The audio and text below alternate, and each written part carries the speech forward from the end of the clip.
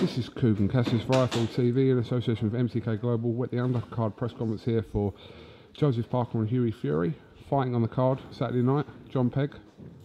I'm not fighting, I'm helping this guy fight. Are you not fighting on the card? No, I've still got to lose half a I stone. heard you was like a late addition. But you know, if they want to sell a lot of tickets, it makes sense. You're fighting Mike Goodall, apparently.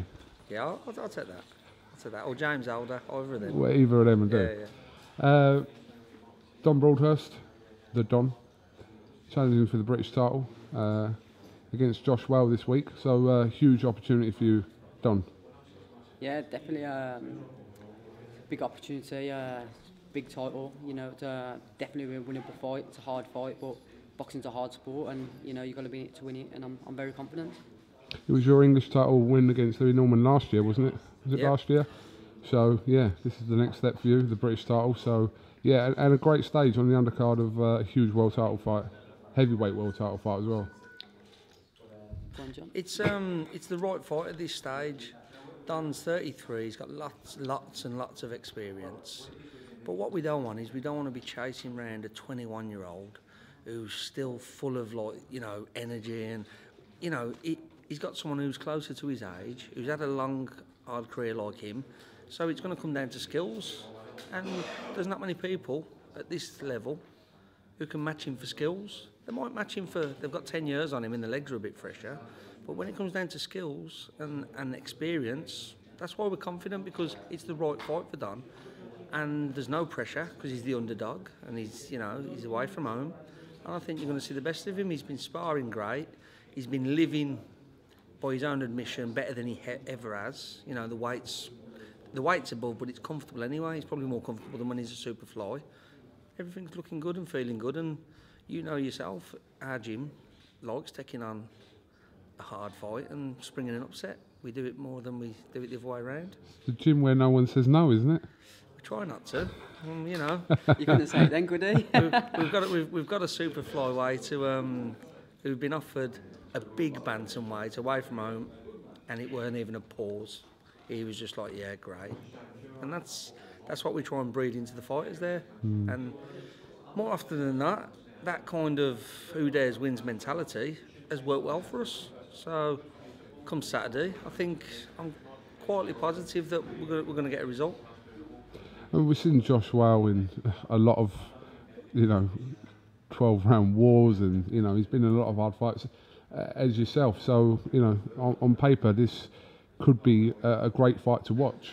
This will be the best fight of the card. Yeah. No disrespect to the heavyweights. We have heavyweights. A lot of the time, they're too big and it becomes cumbersome. You've got two classy, smaller guys who are both very tough, so nobody's falling over early. And they've both been around in 12-rounders, so they know the way through the 12-round distance. I think this could be the fight of the night.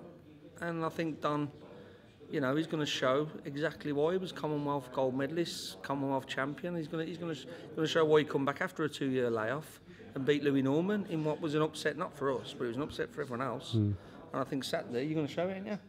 Definitely 100%. Can't wait. Definitely. Has he been putting you through your paces in the gym? Yeah, it's been a hard camp, but it's going to be a hard fight, isn't it? So it is what it is. Do you know what?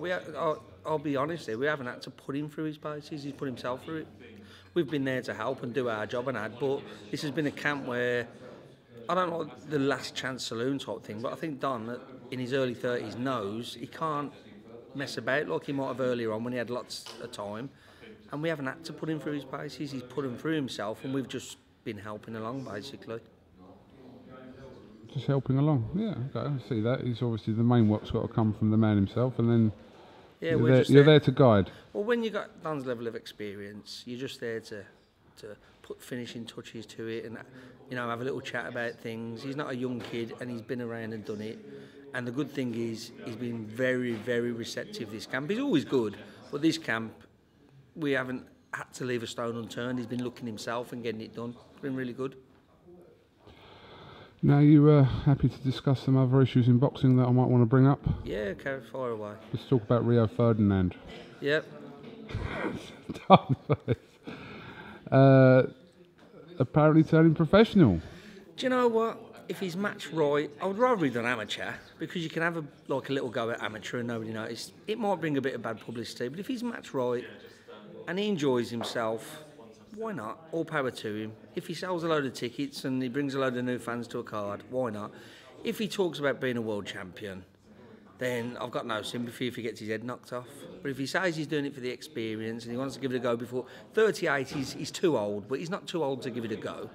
And if he wants to have a go and he gets fit and he gets match right and he don't talk daft, let him enjoy himself and let him have a try. You know what? He might be a Freddie Flintoff. He might after one fight say, "Wow, that weren't what I expected." This is what everyone fears, though, isn't it? We saw the Freddie Flintoff thing, and listen, it's not for anyone to judge, I suppose, but they're gonna judge. But the Flintoff situation was that one fight he had, and then... Do you know what? He had a bit of fun. He didn't hurt no one. He didn't jump up saying, "I'm going to beat Tyson Fury." He wasn't daft.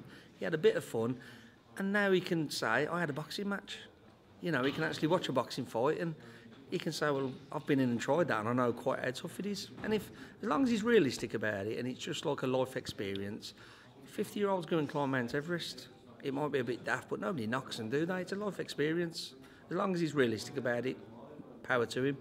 Don, your opinion on this? If it brings new fans to the sport, I think it's a good thing. I think, you know, he's probably going to get like Freddie Flintoff, probably top billing on a big show. I think it's unfortunate for all the lads who've boxed, like, gone all through the amateurs and boxing years and give a lot of blood, sweat and tears to the sport, not getting the same recognition. So I think it's hard from a boxer's perspective. But as John said, you know, he wants to get in, probably say he's had one fight, like a life ambition, a box ticked. So it's up to him. But And you know what? People are going on like it's a massive big deal. This has been going on for years in America. There's always American footballers turning professional. They get like 7 or 8 easy wins and they get chinned by someone. Mark Gastineau was one that springs to mind, but there's been lots of them. Basketball players doing it.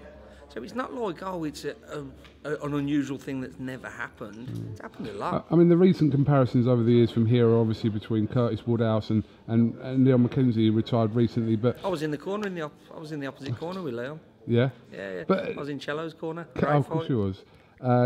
Curtis won a British title, and Leon showed enough in, you know, his however many fights he had, 12 fights I think, to show that, you know, he took it seriously and he had boxing in his family running. Well, I said this to Don, we actually discussed it on the way up, and I says I was quite surprised that he was better than I thought, and then I thought to myself, hang about, he's probably been around gyms since he was 3 years old. Yeah. The only thing with Curtis, he started at 25, and even that was a little bit too late, but he got to it.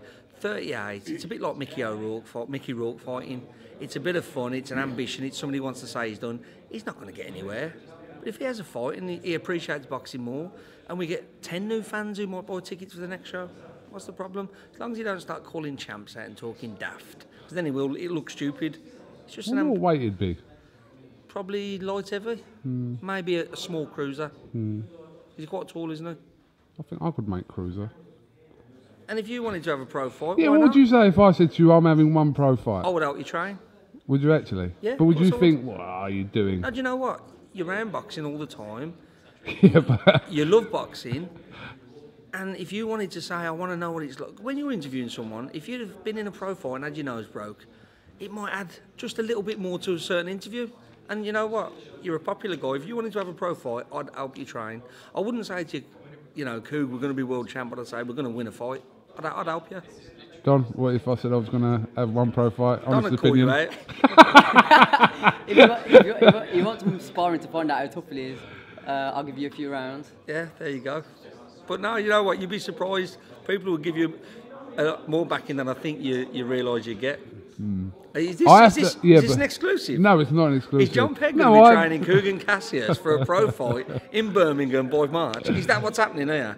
Oh dear. He hasn't said no. He hasn't said no. No. I've had quite a few people, but not professional. I wouldn't even contemplate even doing what these guys like Rio and Flintoff are doing. Why don't you call Rio out? That'd be a good fight. You think? Then we're talking big money. Then we're talking pay-per-view. IFL pay-per-view. If I'm not in on the team, I'd be paying for that one for definite. Do you think you beat Rio? I don't. Listen, I've only seen him little training clips of him. I don't really know. I think I'd beat Flintoff. Let's get that on. I'd fight Flintoff. Freddie, are you hearing this? Flintoff would turn up after a couple of tequilas. Did Sri Lanka always beat England at cricket as well? Because we could proper do a grudge match here, couldn't we? Just a quick thoughts on the scorecards from the weekend in Las Vegas. Do you know what? Do you know what the sad thing is? We're getting used to it. The 118, 110 one, people saying, oh, it's corrupt. I don't think it was corrupt. Because if you was actually corrupt, you wouldn't be so stupid to make it so wide. If you was corrupt, you'd do it 116, 114, so no one noticed. To do that wide is incompetent. Yeah. That's someone who hasn't got a clue. Because if you're corrupt, you've got a certain kind of cunning and sneakiness that you would do something like that. And if you're sneaky enough to be corrupt, you would not do such a ridiculous scorecard. So for me, it's incompetent. So for me, that person needs to be, you know, I had Golovkin winning, and I had him winning decently. If it was 1 round, 2 rounds, and you can say... Then I'd say, okay, yeah, fair enough. Fair enough. The drawn card, I was like, okay, I could live with that. But the 118, 110, it was too stupid to be corrupt. So therefore, it was not corrupt, it's incompetent. And why are people who are putting their life on the line, having their whole future decided by someone who's obviously incompetent? Obviously. Because I don't think they are corrupt. Because if they was corrupt, they wouldn't be that dumb to make it look like that. They'd make it closer. You know, and everyone's after it. And it was, you know, the worst thing is it was a great fight. And everyone's talking about that one scorecard. Rather than talking about the great fight, talking about this, talking about that, they're talking about boxing in a negative way because of that scorecard. That's what's got to be got rid of. It's ruined a really great fight. Left a sour taste. Might have put some people off. Let's hope not. Right, well, Jon, have you got anything else you'd like to add before we...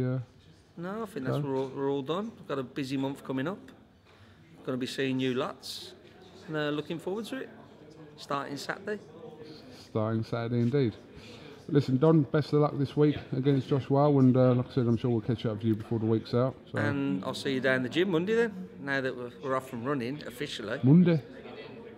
Just bring your kit. You don't need gloves the first week.